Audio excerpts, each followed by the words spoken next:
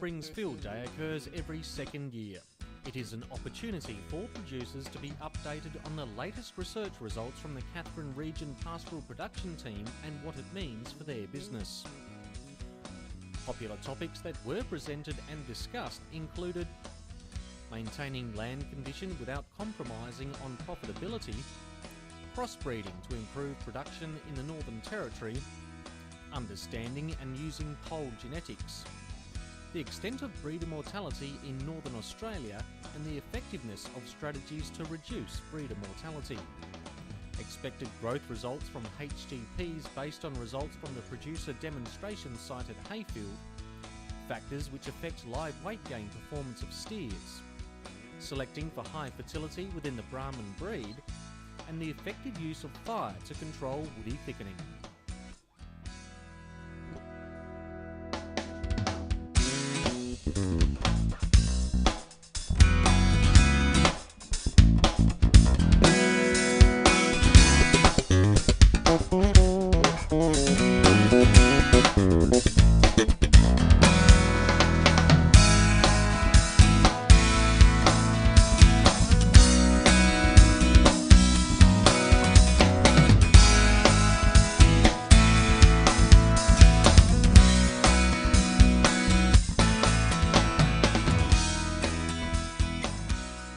Today I presented a talk about the Northern Grazing Systems and Climate Clever Beef projects, which are projects that we've been operating in the Territory for the last 3 years.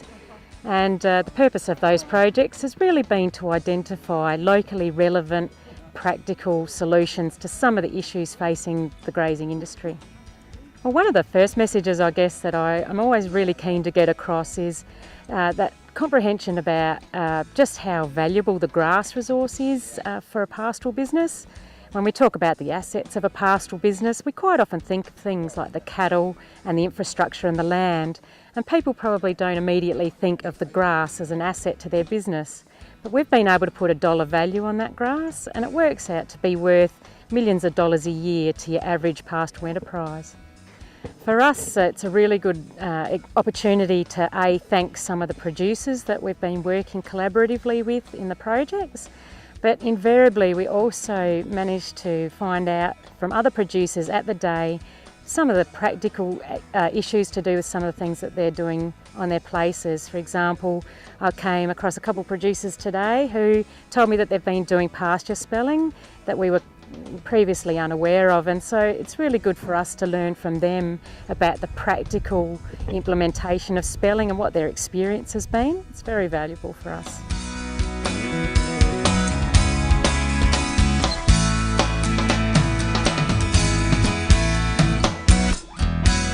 The Selected Brahman project is about increasing the fertility of the Brahman breed through genetic selection, and the Brahman breed itself is a very hardy breed. It's adapted very well to surviving and producing in stressful environments and suited to a tropical environment. But the downside of that is that it's generally not as inherently fertile or productive as some of the other breeds. And so through selection for fertility, we're aiming to improve the fertility of the breed without losing any of those traits which make it well adapted to surviving in a harsh environment such as we've got here in the Northern Territory. So some of the findings that we're presenting here at the field day are that we've made real impressive gains through selection in the fertility of this herd compared to standard industry Brahmans. And so over the last few years we've been able to do some experiments to actually quantify how much better the fertility is in this herd. And so we've taken young heifers from this herd and compared them to heifers that we've got from commercial herds. And so we've mated them both as yearlings, which is a year earlier than would normally be standard practice in most stations. And what we found there was that the pregnancy rates in the heifers from this selected herd were 35% higher than heifers from the just commercial properties where we purchased the heifers from. So there have been big gains there. We also, in the lactating cows, when we do our mustering each year, the pregnancy rates in the lactating cows are over 35% higher in the selected herd compared to the commercial herd that we have here run under the same conditions. And as well, we see real big increases or improvements in the fertility EBVs, which are the estimated breeding values for scrotal size and for days to calving. They're the fertility EBVs we have at this stage, and when we compare this herd to the breed average, we see real improvements in both of those, which are again indicators that the fertility of this herd is really improved through selection compared to the standard Brahmins. These field days are a great opportunity to not only get across the research findings that we've been working on over all these years, but also to actually pick up feedback from the producers that come, and so we can find out what aspects of our research they see as really important and relevant to them. And so it's great to have that two-way interaction, both in information that we're getting across on our research, but also feedback and things that industry sees as important.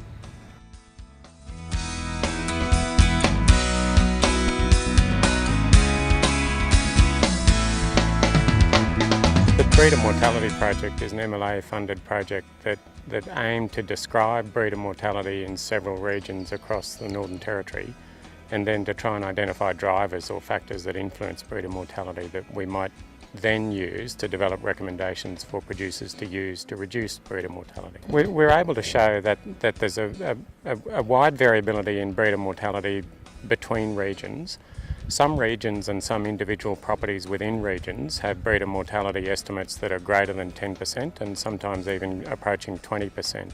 And so clearly there are some properties that could improve or reduce their breeder mortality.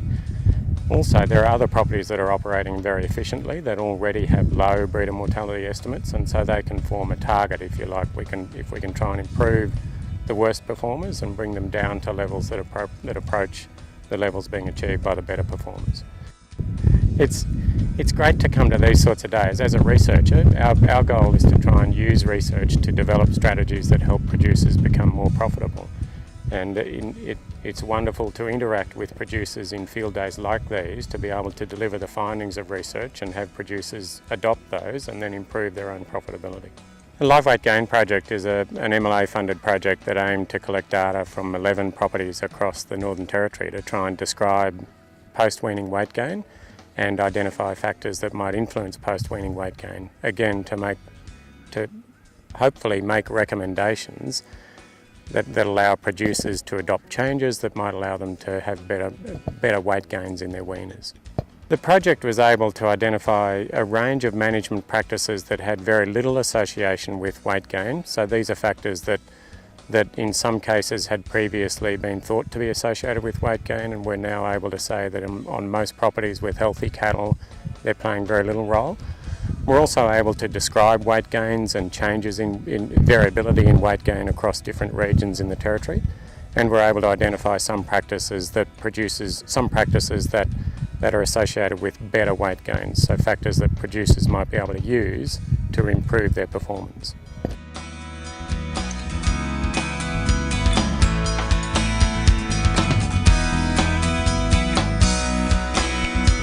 A really quick presentation on some of the results, or recent results from the producer demonstration site at Hayfield Station, which is looking at comparing the cost effective of several HGP strategies. Specifically, we compared 4 strategies, either no HGP at all, a 400-day in-at weaning in round 1 versus a 200-day in-at weaning round 1 and again at the end of the dry season, versus a 200-day just in at the end of the dry season, so it was only active over the wet season. What we actually found was that the 3 HGP strategies were all equally effective in improving live weight gain, and in fact they all did significantly improve growth as compared to the no HGP group. And the growth advantage was actually in the order of 12.5 to 18%, which is certainly sounds like a cost-effective strategy. But when you actually took into account the costs of the different strategies, and specifically for the 2x200 day and the wet season 200 day, which for most producers will involve an extra handling, so a muster, once you factor in that extra mustering cost, they were nowhere near as cost-effective as the 400 day, even though they provided the same growth.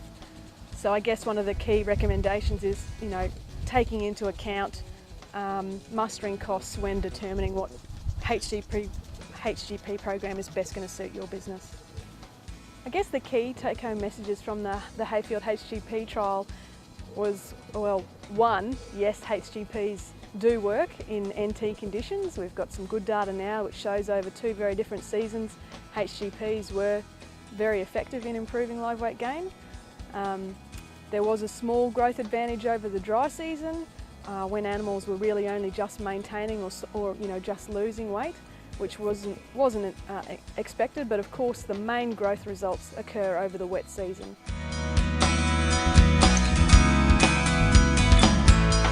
It's the first time I've been to the field day at Kidman. I think it's amazing.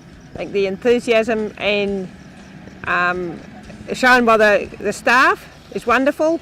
They're all really approachable, and the talks have all been really at grassroots level.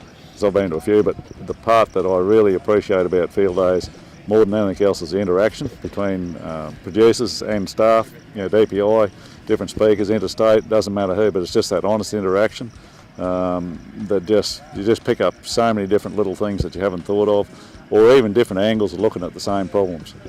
We've made the trip from Katherine, and it's definitely worth the drive. Yeah, there's some pretty interesting content that you sort of don't get exposed to every day. The field day's been terrific. It's certainly in a tough 12 months, it's given everyone a very good chance to come together and discuss the new innovative ways of thinking to help the industry improve and become more productive. Oh, there's always something to learn. It's always valuable information that you do learn.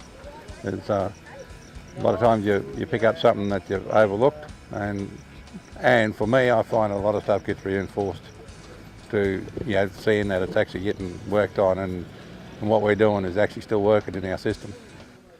I came along to the field day today to meet a few people in the region.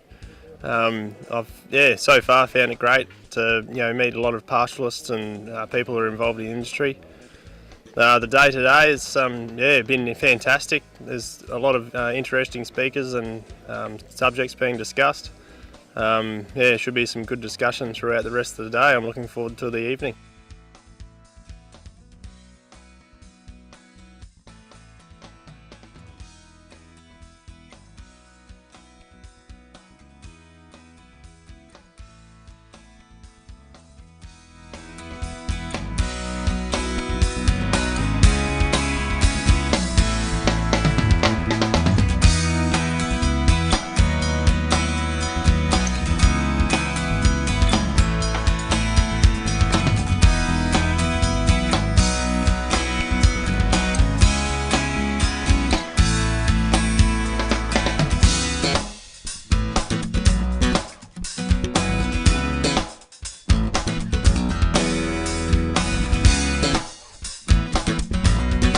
Thank you.